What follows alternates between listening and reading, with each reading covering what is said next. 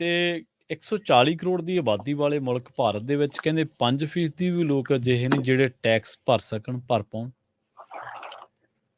ਪ੍ਰਵੀਨ ਜੀ, ਇੱਕ ਹੁੰਦਾ ਕਿ ਟੈਕਸ ਭਰਦੇ ਨਹੀਂ ਲੋਕ, ਹਾਂਜੀ, ਹਾਂਜੀ। ਹੁੰਦਾ ਕਿ ਟੈਕਸ ਭਰਨ ਵਾਲੀ ਸਥਿਤੀ 'ਚ ਨਹੀਂ ਹੈਗੇ ਲੋਕ।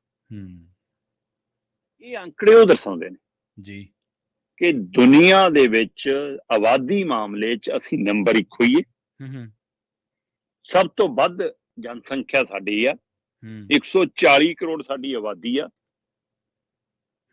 ਗਿਣਤੀ ਜਨਗਣਨਾ ਹੋ ਗਈ, ਉਹਨਾਂ ਨਾਲ ਵੱਧ ਕੇ ਜਾਊਗਾ ਅੰਕੜਾ, ਹੈ ਨਾ। ਸੋ 140 ਕਰੋੜ ਦੀ ਆਬਾਦੀ ਵਾਲੇ ਮੁਲਕ 'ਚ ਜੇ 5% ਲੋਕ ਵੀ ਟੈਕਸ ਅਦਾ ਕਰਨ ਵਾਲੀ ਸਥਿਤੀ 'ਚ ਨਹੀਂ ਹੈਗੇ, ਜੀ ਜੀ, ਕਿਹੜੀ ਆਰਥਿਕ ਤਾਕਤ ਤੇ ਕਿਹੜੀ ਵਿਸ਼ਵ ਤਾਕਤ ਦੀ ਅਸੀਂ ਗੱਲਾਂ ਕਰਦੇ ਹਾਂ ਜੀ। ਇੱਕ ਪਾਸੇ ਤੁਸੀਂ ਕਹਿੰਦੇ ਹੋ ਕਿ ਸਰਕਾਰ ਇੰਨੇ ਕਰੋੜ ਲੋਕਾਂ ਨੂੰ ਆਟਾ ਦਾਲ ਵੰਡ ਕੇ ਢਿੱਡ ਭਰ ਰਹੀ ਆ, ਦੂਏ ਪਾਸੇ ਕਹਿੰਦੇ ਹੋ ਅਸੀਂ ਇਕਨੋਮਿਕਲੀ ਬਹੁਤ ਵਿਸ਼ਵ ਦੀ ਤਾਕਤ ਬਣ ਗਏ। ਸੋ ਕਿਹੜਾ ਸੱਚ ਆ ਤੇ ਇਹਨਾਂ ਚੋਂ ਕਿਹੜਾ ਝੂਠ ਆ ਜੀ? ਫਿਰ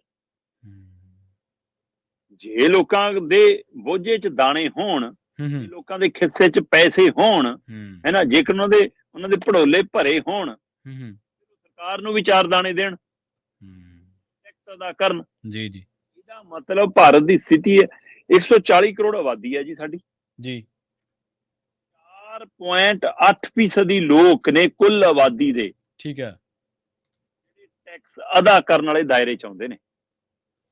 ਠੀਕ ਹੈ, ਮਤਲਬ 5% ਵੀ ਆਬਾਦੀ ਨਹੀਂ 140 ਕਰੋੜ ਚੋਂ। 140 ਕਰੋੜ ਦੇ ਵਿੱਚੋਂ ਮਾਤਰ 6 ਕਰੋੜ 65 ਲੱਖ ਲੋਕ ਹੈ।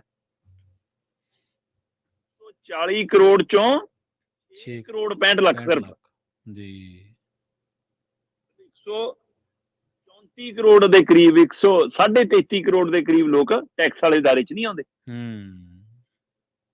ਇਹ ਤੋਂ ਗਾਂਹ ਆ ਜਾਓ ਜੀ, ਜਿਹੜੀ ਬਾਲਗ ਆਬਾਦੀ ਆ ਸਾਡੇ ਮੁਲਕ ਦੀ, ਉਹਦੇ ਵਿੱਚੋਂ ਸਿਰਫ 6.3% ਲੋਕ ਨੇ ਜਿਹੜੇ ਟੈਕਸ, ਮਤਲਬ ਉਹ 10% ਤੋਂ ਵੀ ਥੱਲੇ ਬਣਦੀ ਹੈ, ਇਹਦਾ ਮਤਲਬ ਦਰ। ਠੀਕ ਹੈ, 140 ਕਰੋੜ ਚੋਂ ਜਿਹੜੀ ਬਾਲਗ ਹੋ ਗਈ, ਅਸੀਂ ਕਹਿੰਦੇ ਤੂੰ ਰੁਜ਼ਗਾਰ ਲੈਣ ਦਾ ਹੱਕਦਾਰ ਹੈ, 6.3% ਬਣਦਾ। ਮਤਲਬ ਤੁਸੀਂ ਇਹ ਦੇਖੋ ਕਿ 6 ਕਰੋੜ 65 ਲੱਖ ਲੋਕ ਅਦਾ ਕਰਨ ਵਾਲੀ ਸਥਿਤੀ 'ਚ ਨੇ ਜੀ, ਔਰ 6 ਕਰੋੜ 65 ਲੱਖ ਲੋਕਾਂ ਚੋਂ ਵੀ 32 ਲੱਖ ਲੋਕ ਉਹ ਨੇ ਜਿਹੜੇ 76% ਟੈਕਸ ਦਿੰਦੇ ਆ। ਕੁੱਲ ਟੈਕਸ ਦਾ 76% ਲੋਕ, ਸਿਰਫ 32 ਲੱਖ ਲੋਕ ਨੇ ਜਿਹੜੇ ਟੈਕਸ ਦੇਂਦੇ ਨੇ। ਇਹ 6 ਕਰੋੜ 65 ਲੱਖ ਚੋਂ ਟੈਕਸ ਦੇਣ ਵਾਲਿਆਂ ਚੋਂ।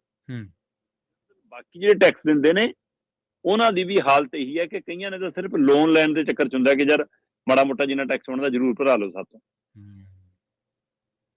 ਮਤਲਬ ਆਰਥਿਕ ਤੌਰ ਤੇ ਸਥਿਤੀ ਅਜੇ ਹੋ ਜਿਹੀ ਨਹੀਂ ਬਣੀ। ਅਸੀਂ 140 ਕਰੋੜ ਦੀ ਆਬਾਦੀ ਨੂੰ ਪੈਰਾਂ ਸਿਰ ਕਰਨ ਵਾਲੀਆਂ ਸਰਕਾਰਾਂ ਕਦੋਂ ਲਿਆਵਾਂਗੇ? 70 ਸਾਲ 72 ਸਾਲ ਆ ਕਰਤਾ ਕਰ ਲਾ, ਕਰਨ ਵਾਲਾ ਕੰਮ ਆ ਸੀ। ਇਹਦੇ ਵਿੱਚੋਂ ਵੀ ਖਾਸ ਪਹਿਲੂ ਇਹ ਜਿਹੜੀ 6 ਕਰੋੜ 65 ਲੱਖ ਲੋਕ ਅਦਾ ਕਰਨ ਵਾਲੇ ਨੇ, ਇਹਨਾਂ ਚੋਂ ਜ਼ਿਆਦਾਤਰ ਗਿਣਤੀ ਸਰਕਾਰੀ ਮੁਲਾਜ਼ਮਾਂ ਦੀ ਜਾਂ ਕੰਪਨੀਆਂ 'ਚ ਨੌਕਰੀ ਕਰਨ ਵਾਲਿਆਂ ਦੀ ਹੈ, ਕਿਉਂਕਿ ਉਹਨਾਂ ਦਾ ਸਿਸਟਮ ਬਣਿਆ ਕਿ ਉਹ ਰਿਕਾਰਡ ਆਪਣੇ ਆਪ ਸਾਹਮਣੇ ਆ ਜਾਂਦਾ ਕਿ ਭਾਈ ਇਹਨੂੰ ਤਨਖਾਹ ਜਾਂਦੀ ਹੈ, ਸਾਲ ਦੀ ਆਮਦਨ ਇੰਨੀ ਬਣਦੀ ਹੈ। ਜਿੱਥੇ ਟੈਕਸ ਚੋਰੀ ਰੋਕਣੀ ਆ ਸਰਕਾਰਾਂ ਨੇ, ਉਹ ਤਾਂ ਕਹਿੰਦੇ ਸਰਕਾਰ ਹੈ ਸਾਡੀ ਜੇਬ 'ਚ ਜੀ। ਬੜੇ ਬਿਜ਼ਨਸ ਘਰਾਣੇ, ਇਹਨਾਂ ਦੀ ਆਮਦਨ ਸਕਿੰਟਾਂ ਦੇ ਹਿਸਾਬ ਨਾਲ ਵੱਧਦੀ ਆ, ਪਰ ਟੈਕਸ ਦੇਣ ਵਾਲਿਆਂ ਦੇ ਵਿੱਚ ਨੌਕਰੀ ਵਾਲਿਆਂ ਦੀ ਆਮਦਨ ਵੱਧਦੀ ਆ ਤੇ ਟੈਕਸ ਦੇਣ ਚੋਂ ਘੱਟ ਨੇ। ਉਹਨਾਂ ਦੇ ਵਿੱਚ ਟੈਕਸ ਪੇ ਕਰਨ ਵਾਲਿਆਂ 'ਚ ਨੌਕਰੀ ਪੇਸ਼ੇ ਵਾਲਿਆਂ ਦੀ ਦਰ 16% ਵਧੀ ਆ, ਬਿਜ਼ਨਸਮੈਨ ਦੀ 13% ਵਧੀ ਆ ਜੀ ਜੀ। ਸੋ ਇਹ ਖੇਡ ਵਿਸ਼ਵ ਤਾਕਤ ਦੀਆਂ ਗੱਲਾਂ, ਇਕਨੋਮਿਕਲੀ ਤਾਕਤ ਦੀਆਂ ਗੱਲਾਂ, ਤੇ ਦੂਸਰੇ ਪਾਸੇ ਆ ਸ਼ੀਸ਼ਾ ਦਿਖਾਉਂਦੀ ਕਿ 140 ਕਰੋੜ ਦੀ ਆਬਾਦੀ ਚੋਂ ਮਾਤਰ 6 ਕਰੋੜ 65 ਲੱਖ ਲੋਕ ਨੇ, 4.8% ਲੋਕ ਨੇ ਜਿਹੜੇ ਟੈਕਸ ਅਦਾ ਕਰਨ ਵਾਲੀ ਸਥਿਤੀ 'ਚ ਨੇ। ਔਰ ਇਹਨਾਂ 4.8% ਲੋਕਾਂ ਚੋਂ ਵੀ ਮਾਤਰ 32 ਲੱਖ ਲੋਕ ਨੇ ਜਿਹੜੇ 76% ਟੈਕਸ ਅਦਾ ਕਰ ਦਿੰਦੇ ਨੇ। ਬਾਕੀ ਲੋਕ ਤਾਂ ਨਾ ਮਾਤਰ ਦਾ ਟੈਕਸ ਅਦਾ ਕਰਨ ਵਾਲੀ ਸਥਿਤੀ 'ਚ ਨੇ। ਸੋ ਇਹਦਾ ਮਤਲਬ ਅਸੀਂ ਆਰਥਿਕ ਤੌਰ ਤੇ ਅਜੇ ਲੋਕਾਂ ਨੂੰ ਇੰਨਾ ਮਜ਼ਬੂਤ ਹੀ ਨਹੀਂ ਕਰ ਸਕੇ ਤੇ ਦਾਅਵੇ ਵੱਡੇ ਵੱਡੇ। ਸ਼ਰਮਾ ਜੀ, ਜਿਹੜੀ ਆਰਥਿਕ ਅਸਮਾਨਤਾ ਨਾ, ਇਹ ਬਹੁਤ ਵੱਡੀ ਚੀਜ਼ ਹੈ। ਜਦੋਂ ਤੁਸੀਂ ਲਗਜ਼ਰੀ ਚੀਜ਼ਾਂ ਤੇ ਟੈਕਸ ਲਾਉਣੇ ਹੋ 12% ਜਾਂ 5% ਤੇ ਆਮ ਘਰੇਲੂ ਵਰਤੋਂ ਵਾਲੀਆਂ ਚੀਜ਼ਾਂ ਤੇ ਟੈਕਸ ਸਲੈਬ ਤੁਹਾਡੀ 18 ਤੇ 28 ਹੈ। ਫਿਰ ਉੱਥੋਂ ਹੀ ਪਤਾ ਲੱਗਦਾ ਨਾ ਕਿ ਤੁਹਾਡਾ ਉਧਰ ਨੂੰ ਮਾਪਦੰਡ ਕੀ ਹੈ ਤੇ ਇੱਧਰ ਨੂੰ ਕੀ ਹੈ। ਇੱਧਰ ਨੂੰ ਕੀ ਹੈ। ਮੱਧ ਵਰਗੀ ਬੰਦਾ ਆਪਣੇ ਦੇਸ਼ 'ਚ ਮੱਧ ਵਰਗੀ ਵਸੋਂ ਜ਼ਿਆਦਾ ਹੈ, ਜਿਨ੍ਹਾਂ ਦੀ ਇਨਕਮ ਟੈਕਸ ਸਲੈਬ ਦੇ ਜਾਂ ਤਾਂ ਨੇੜੇ ਹੈ ਜਾਂ ਉਦੋਂ ਘੱਟ ਵੱਧ ਹੈ। ਕਿਸਾਨਾਂ ਦੀ ਆਮਦਨ ਦੁੱਗਣੀ ਕਰ ਰਹੇ ਸੀ ਤੁਸੀਂ 2022 ਦੇ ਵਿੱਚ। ਆਇਆ ਨਹੀਂ ਹੁਣ ਹਾਲੇ 22 ਸਰਕਾਰ ਦੇ ਕੈਲੰਡਰ 'ਚ। ਹਾਂਜੀ।